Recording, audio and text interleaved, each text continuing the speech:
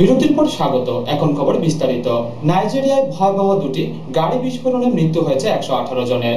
ঘটনার Boko Haram জঙ্গিদের হাত রয়েছে বলে অনুমান পুলিশের। নাইজেরিয়ায় ভয়াবহ গাড়ি বোমা বিস্ফোরণে মৃত কমপক্ষে 118। আজ নাইজেরিয়ার জোস শহরে একটি বাস টার্মিনালে দুটি গাড়ি বোমা বিস্ফোরণ হয়। প্রথম বিস্ফোরণের পর ঘটনাস্থলে যায় পুলিশ ও উদ্ধারকারী দল। ঠিক আধ ঘন্টা পর দ্বিতীয় বিস্ফোরণ হয়। মৃত্যু হয় উদ্ধারকারী দলের বেশ কিছু সদস্যের। এখনও বিস্ফোরণের দায় স্বীকার করেনি কোনো জঙ্গি গোষ্ঠী। ঘটনায় বোকো হারাম জঙ্গিদের হাত রয়েছে বলে অনুমান পুলিশের। এদিকে এক মাস পরও এখনও উদ্ধার করা যায়নি উত্তর পূর্ব নাইজেরিয়ার স্কুল থেকে অপহৃত প্রায় 300 ছাত্রীকে। 15 এপ্রিল স্কুল থেকে তাদের অপহরণ করে বোকো হারাম জঙ্গিরা। উত্তর পূর্বের কয়েকটি প্রত্যন্ত এলাকায় বোকো হারাম জঙ্গিদের সঙ্গে সংঘর্ষ চলছে সেনার। এই পরিস্থিতির কথা মাথায় রেখে 3টি রাজ্যে জরুরি অবস্থার সময়সীমা বাড়ানোর ছাড়পত্র দিয়েছে নাইজেরিয়ার সেনেট। ব্যুরো রিপোর্ট, খবর ত্রিপুরা।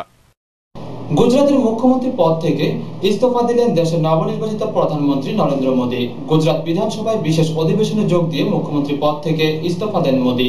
বিধানসভার পক্ষ থেকে সংবর্ধনাও জানানো হয় তাকে। নতুন মুখ্যমন্ত্রী নির্বাচিত হন আনন্দীবেন প্যাটেল। আজ গুজরাট বিধানসভায় বিশেষ অধিবেশনে ভাষণের পর মুখ্যমন্ত্রী পদ থেকে ইস্তফা দিলেন দেশের নবনির্বাচিত প্রধানমন্ত্রী নরেন্দ্র মোদী। রাজ্যের নতুন মুখ্যমন্ত্রী হচ্ছেন আনন্দীবেন প্যাটেল। মোদীকে এদিন বিধানসভার পক্ষ থেকে সংবর্ধনা জানানো হয়। মুখ্যমন্ত্রী হিসেবে এদিন শেষবারের মতো গুজরাট বিধানসভার অধিবেশনে যোগ দিতে মোদী ঢুকতেই উচ্ছ্বাসে ফেটে পড়ে সভাকক্ষ। মোদীকে অভিনন্দন জানাতে পিছপা ছিলেন না বিরোধী কংগ্রেস বিধায়করাও। বিরোধী নেতা শঙ্কর সিংহ বাঘেলও মোদীকে জড়িয়ে ধরেন। অধিবেশনের সদস্যরা তাদের ভাষণে মোদীকে অভিনন্দন জানান।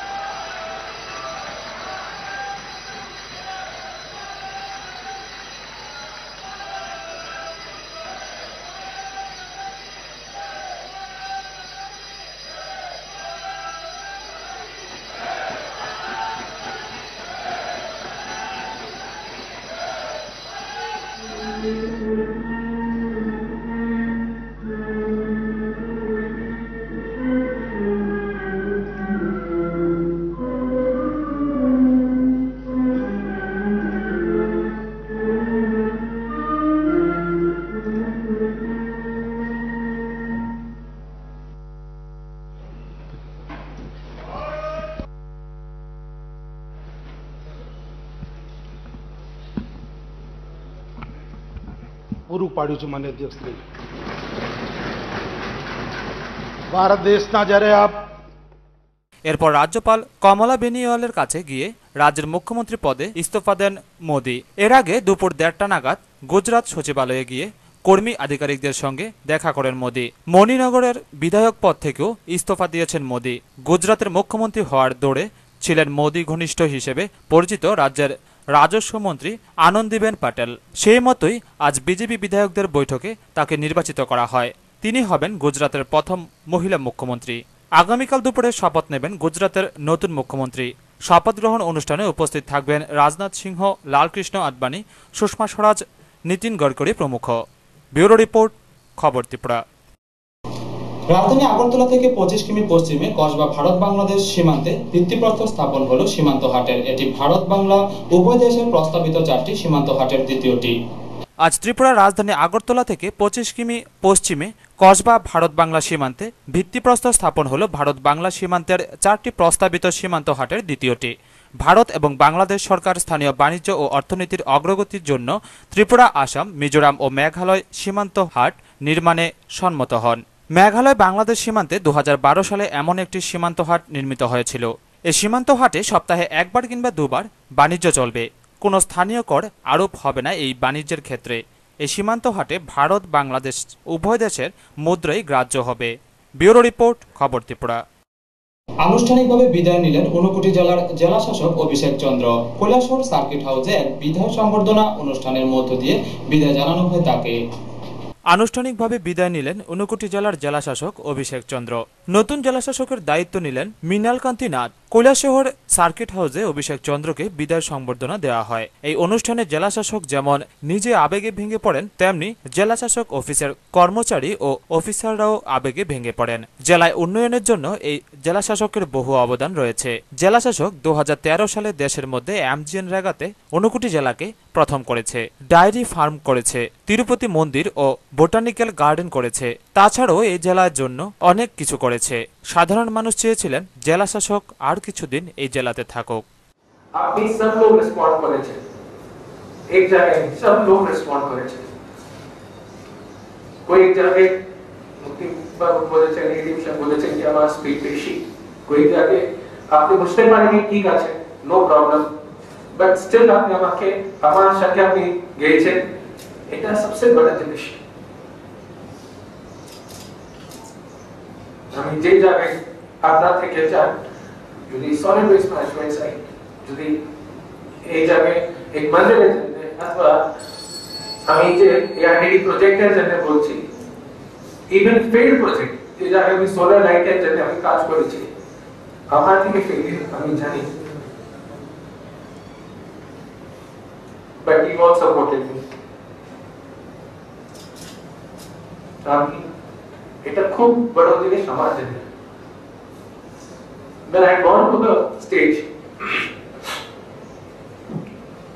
to get the award, যেমন আমি award নিয়েছি, আমি পুরো award আমার ডিস্ট্রিক্ট অফিসিয়ালকে আমি ডেডিকেট করছি। এই award আমার জন্য ডিস্ট্রিক্টের জন্য আছে, যে লোক আমার সঙ্গে কাজ করেছে ওনার জন্য আছে।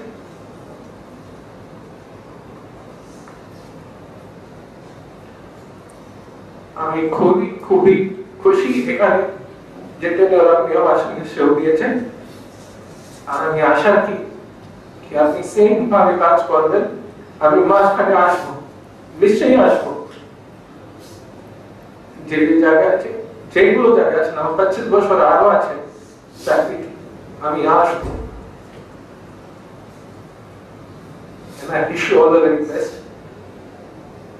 আমি রিকোয়েস্ট করবো যে নতুন ডিএম আছেন, উনি যে যে জায়গায় আমি কিছু কাজ আমি নিয়েছি, আমি শুধু অনুরোধ করবো, এটাই আমি করতে পারবো। ব্যুরো রিপোর্ট, খবর ত্রিপুরা। সোনামুড়া মহকুমা পুলিশ, সিপাহীজলা জেলা পুলিশ ও বিএসএফ এর যৌথ অভিযানে সোনামুড়া বাজারের একটি বাড়ি থেকে উদ্ধার হলো প্রচুর পরিমাণে নেশা সামগ্রী। উদ্ধারকৃত সামগ্রীর বাজার মূল্য প্রায় 13 লক্ষাধিক টাকা বলে জানা যায়। সোনামুড়া মহকুমা পুলিশ, সিপাহীজলা জেলা পুলিশ ও বিএসএফ যৌথ অভিযান চালিয়ে সোনামুড়া বাজারের একটি বাড়ি থেকে উদ্ধার করে প্রচুর পরিমাণে নেশা সামগ্রী।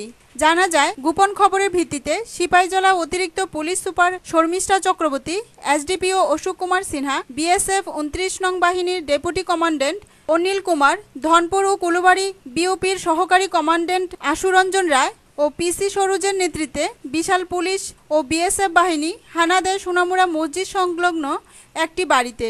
অভিযান চালিয়ে উদ্ধার করা হয় 275 কেজি শুকনো গাঁজা, 166 বোতল ফেন্সিডিল। উদ্ধারকৃত সামগ্রীর বাজার মূল্য 13,96,000 টাকা বলে জানান এসডিপিও অশোক কুমার সিনহা। আজকে গোপন সূত্রে খবরের ভিত্তিতে আমি additional SP Sepahijala, deputy commandant 20 battalion BSF, company commander Dhanpur BOP, company commander Kulubari BOP এবং সোনামুড়া পিএস স্টাফ মিলে আমরা জয়েন্ট রেড করি সোনামুড়া বাজারে মসজিদ সংলগ্ন দোকান এবং বাড়িতে। সেখানে অভিযান চালিয়ে আমরা 275 কেজি গাঁজা এবং 166 বোতল ফেন্সিডিল উদ্ধার করি। উদ্ধার করা গাঁজার বাজার মূল্য 13,96,000 টাকা। এখানে অ্যারেস্ট কারো হয়নি, সে বাড়ির মালিক, এখানে পাওয়া যায়নি তাকে। যদিও কাউকে আটক করতে পারেনি পুলিশ। ব্যুরো রিপোর্ট, খবর ত্রিপুরা। গত 17 এপ্রিল থেকে পালাটানা বিদ্যুৎ উৎপাদন প্রকল্পে উৎপাদন বন্ধ থাকায় তীব্র শেডিং যন্ত্রণায় ভুগছে গোটা রাজ্যবাসী সহ উদয়পুরবাসীরা। ব্যাঘাত ঘটছে কাজকর্মে, ফলে দ্রুত সরকারি পদক্ষেপ দাবি করছে সংশ্লিষ্ট মহল। গত 17 তারিখ থেকে পালাটানা বিদ্যুৎ উৎপাদন সম্পূর্ণ বন্ধ। চলছে 6 থেকে 7 ঘন্টা ধরে উদয়পুরে লোডশেডিং। এতে ব্যাঘাত ঘটছে হাসপাতাল, ব্যবসায়ী, অফিস আদালত, স্কুল কলেজের ছাত্রছাত্রীদেরও। কিন্তু বিদ্যুৎ উৎপাদন বন্ধ থাকায় রাজ্য ব্যাঘাত ঘটছে সর্বত্রই। এ ব্যাপারে সরকারের জরুরি পদক্ষেপ চাইছে সংশ্লিষ্ট মহল। জানা গেছে রাজ্যের বাইরে থেকে বিদ্যুৎ কেনা হচ্ছে 50 মেগাওয়াট, যা তাতেও সম্ভব হচ্ছে না। বিদ্যুৎ ঘাটতি অব্যাহত। এদিকে ডুম্বুর জলবিদ্যুৎ কেন্দ্র থেকে প্রায় বিদ্যুৎ উৎপাদন বন্ধ বললেই চলে। তাতেও পূর্বের 12 মেগাওয়াট থেকে বর্তমানে আরও কম বিদ্যুৎ উৎপাদন হচ্ছে। ফলে ক্ষোভে ফুঁসছে উদয়পুরবাসী, বিশেষ করে ব্যবসায়ী মহল। পালাটানা লোডশেডিংয়ের দৌলতে এখন আমরা চূড়ান্তভাবে যারা ক্ষুদ্র ব্যবসায়ী আছি, যেমন আমি একটা ছোট্ট একটা ফটোগ্রাফি করি, যখন তখন কারেন্ট চলে যায়, একবার গেলে 2 ঘন্টা দেখা নাই, আসে তো আবার চলে যায়। সকাল নাই, বিকাল নাই, দুপুর নাই, রাত্রি নাই, পিক আওয়ার নাই, অফ আওয়ারও নাই। এটা যায় তো যায়, আসে তো আসে। তো এই 17 তারিখ থেকে আরম্ভ হয়েছে, আজকে 21 তারিখ। এইটুকুর মধ্যে আমাদের ব্যবসা সাংঘাতিকভাবে ক্ষতিগ্রস্ত হয়েছে। ইভেন এইভাবে যদি 7 দিন চলতে থাকে তাহলে আমাদের আর্থিক যে কত লোকসান হবে বলার মতো নাই। আর তাছাড়া আমরা ফিজিক্যালভাবে অসুস্থ হয়ে পড়ছি এই অকাত্য গরমের যন্ত্রণায়। মিনিমাম মনে হয় আজকের দিনের তাপমাত্রা মনে হয় 40-42 আছে, এমন একটা মনে হয়। কিন্তু এভাবে যদি চলতে থাকে, যারা বিশেষ করে প্রেশারের রোগী তাদের কি ক্ষতি হবে? ঠিক আছে, আপনার ক্ষতি হবে কারেন্টের লাগে, কিন্তু কি করবো, তারা শাটডাউন, এটা তো নষ্ট হওয়ার কোনো দরকার নাই। এটা যা তারা দেখাশোনা করার দরকার, দেখাশোনা করে এটা যত তাড়াতাড়ি হোক এরা কাজটা শেষ করে তারা যেমন বিদ্যুৎটা পরিষেবাটা ভাবে করে, এটাই তাদের কথা ভালো। এদিকে পালাটানা প্রকল্পে কর্মরত এক কর্মচারী জানায়, বিদ্যুৎ উৎপাদনের প্রথম ইউনিটের টেস্টিংয়ের কাজ চলছে। তবে প্রথম ইউনিটের পারফরমেন্স টেস্টে গ্যাস বুস্টারের বয়লারে কিছুটা ব্যাঘাত ঘটায় সময় কিছুদিন নেবে। তারপর মাসখানেক পর শুরু হবে দ্বিতীয় ইউনিটের পারফরমেন্স টেস্ট।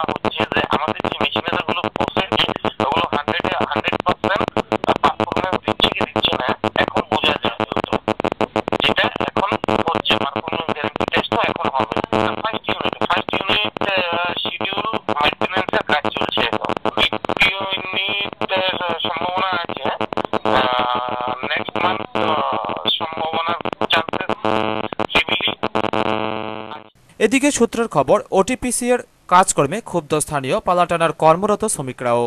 এখন দেখার লোডশেডিং কবে নাগাদ পুরোপুরি মুক্ত হয়, বা পালাটানার সঠিক উৎপাদন পুরোপুরি কবে নাগাদ শুরু হয়।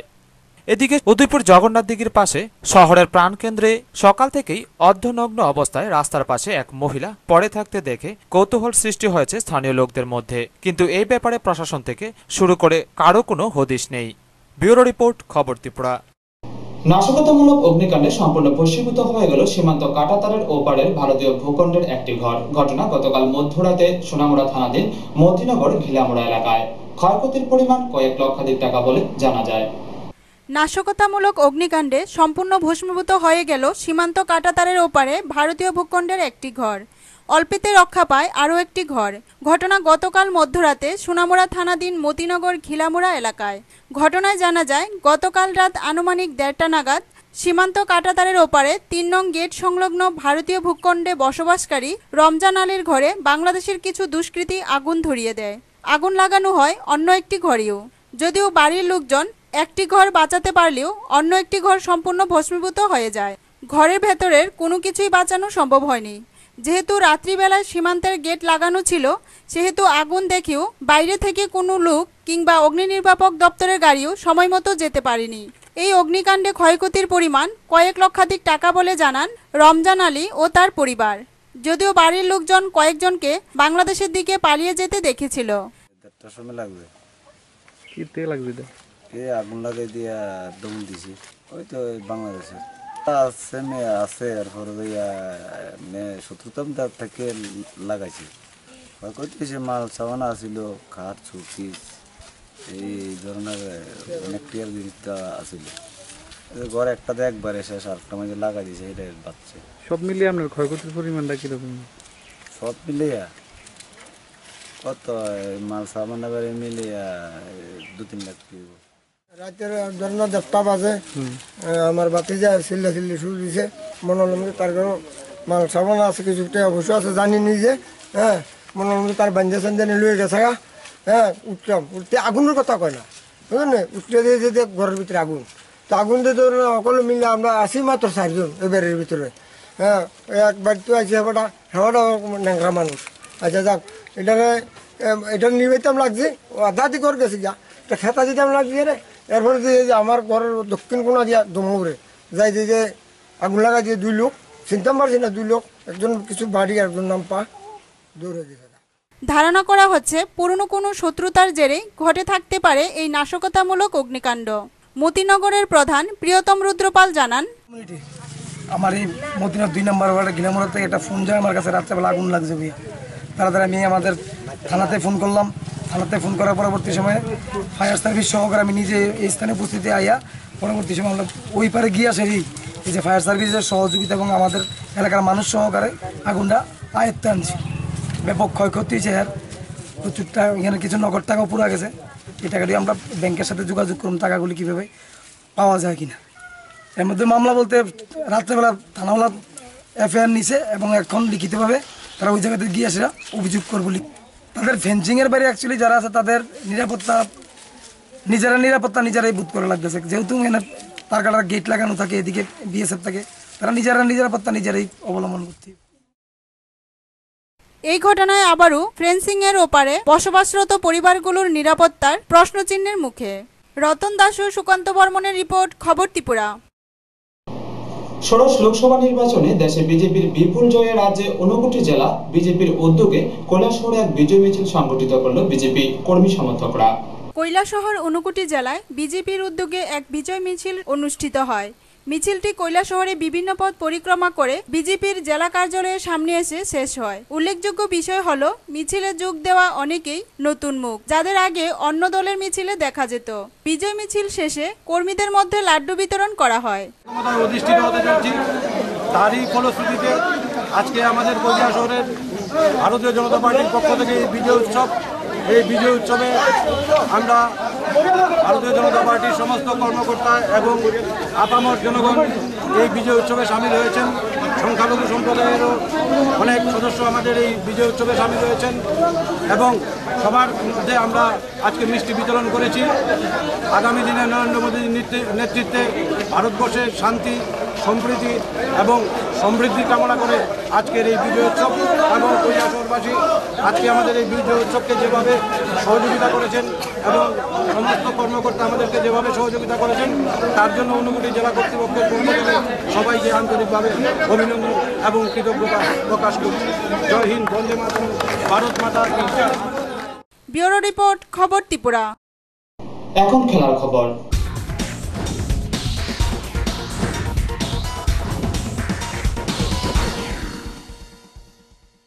পানিসাগর মহকুমায় অবস্থিত বিএসএফ প্রধান কার্যালয়ের বাস্কেটবল মাঠে অনুষ্ঠিত সপ্তাহব্যাপী বাস্কেটবল প্রতিযোগিতার চূড়ান্ত পর্যায়ের খেলা অনুষ্ঠিত হয় গতকাল। এতে চ্যাম্পিয়ন হয় 159 নং ব্যাটালিয়নের খেলোয়াড়রা। পানিসাগর মহকুমায় অবস্থিত বিএসএফ এর প্রধান কার্যালয়ে বাস্কেটবল মাঠে এক সপ্তাহব্যাপী চলছিল আন্তঃবাস্কেটবল প্রতিযোগিতা। এতে বিএসএফ এর বিভিন্ন কোম্পানি থেকে বাস্কেটবল দল অংশ নিয়েছিল। গতকাল বিকেলে চূড়ান্ত পর্যায়ের খেলা ছিল। এই চূড়ান্ত পর্যায়ে অংশ নেয় 159 নং ব্যাটালিয়ন এবং 110 নং ব্যাটালিয়নের খেলোয়াড়গণ। বাস্কেটবলের চূড়ান্ত পর্যায়ে 159 নং ব্যাটালিয়ন জয়লাভ করে। উল্লেখ্য, এই বাস্কেটবল প্রতিযোগিতায় বিভিন্ন দল থেকে বাছাই করে একটি নতুন দল গঠন করা হয়েছে। এই দলটি ত্রিপুরা রাজ্য হয়ে জলন্ধরে জাতীয় স্তরে অংশ নেবে। চূড়ান্ত পর্যায়ের খেলাটি পরিচালনা করেন ধর্মনগর বাস্কেটবল অ্যাসোসিয়েশনের পার্থসারথী দাস, শিবশঙ্কর রায় এবং মিমন বিশ্বাস। বিএসএফ এর ডিআইজি পিকে जोशी খেলোয়াড়দের হাতে পুরস্কার তুলে দেন। বক্তব্য রাখতে গিয়ে তিনি বলেন, इंटर बटालियंस कंपटीशन चल रहे हैं और ये आज जो बास्केटबॉल का समापन था जिसमें 159 बटालियन और 110वीं वाहिनी जो फाइनल में पहुंचे थे, बहुत अच्छा गेम दिखाया और मेरी ओर से दोनों को बहुत बहुत शुभकामनाएं, क्योंकि जहां तक संबंध है बास्केटबॉल का, स्टेमिना, स्पीड और परफेक्शन तीनों चीजें इसमें लागू होती हैं। पर जहां तक जो प्लेयर्स का सवाल है, वो अगर आप देखिए तो मैक्सिमम जो है वो 45 एंड अबव है, जबकि हमको इसमें चाहिए स्पीड के लिए यंग लड़के, तभी इसमें ये गेम बन पाता है। और मैं चाहूंगा कि अगले बार से जब भी खेलें तो यंग लड़के इसमें पार्टिसिपेट करें। पर मैं चाहता हूं कि आप लोग गेम्स चाहे यहाँ रहें चाहे बॉर्डर पर रहें, गेम्स को एक अपने जरूरी एक कार्यक्रम में जो